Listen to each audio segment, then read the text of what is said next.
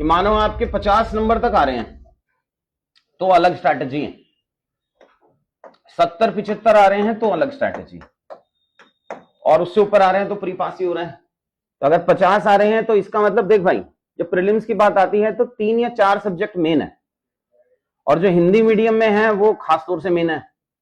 एक तो अर्थव्यवस्था, इकोनॉमिक्स ज्यादातर हिंदी माध्यम के बच्चों का कमजोर रहता है।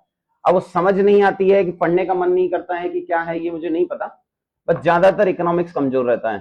दूसरा होता है साइंस एंड टेक और एनवायरमेंट।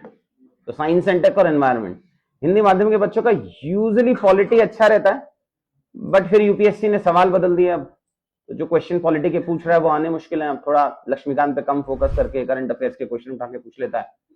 तो तीसरा सब्जेक्ट आपको अपना खुद का स्ट्रेंथ बनाना पड़ेगा।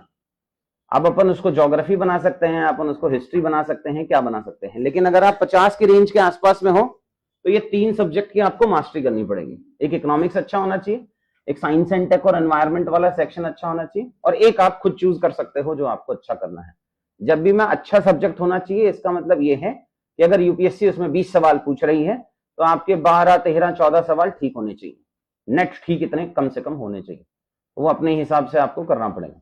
अगर 70-75 है तो स्ट्रैटेजी के माध्यम से थोड़ा थोड़ा खेल लेंगे कि सिर्फ एक सब्जेक्ट अच्छा कर लूं मैं, या तो इकोनॉमिक्स अच्छा कर लूं, या साइंस एंड टेक और एनवायरमेंट अच्छा कर लूं, या कोई और कर लूं। 10 नंबर हम बढ़ा सकते हैं स्ट्रैटेजी से। एलिमिनेशन का जितना जुगाड़ चलता है 10 नंबरों पे ही चलता है, इसमें भी ना एक कर्व ऐसे चलता है। अगर आप इस कर्व के आसपास में तो पहुंच गए तो स्ट्रैटेजी आपको 120, 115, 110 तक ले जाती है। लेकिन अगर अपन 70-80 पे बैठे हैं तो आपको वो सिर्फ एलिमिनेशन मेथड आपको प्री पास नहीं करा पाएगा।